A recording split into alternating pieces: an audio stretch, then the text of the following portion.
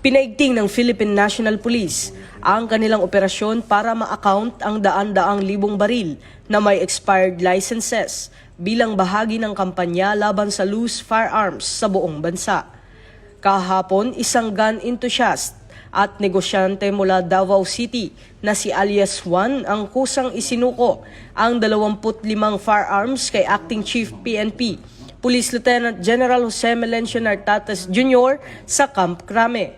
Ayon kay Police Lieutenant General Nartates, ito ay malaking hakbang ng kooperasyon mula sa sibilyan at patunay ng tunay na goodwill para suportahan ang kampanya ng pamahalaan laban sa loose firearms.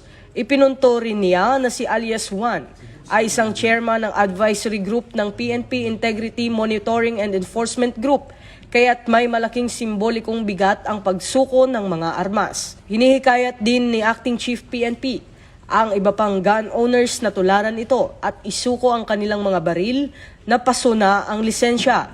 Batay sa datos ng PNP, umaabot sa daan-daang libong loose firearms ang kumakalat sa bansa, mga baril na maaaring mapasakamay ng kriminal at magamit sa iligal na aktibidad.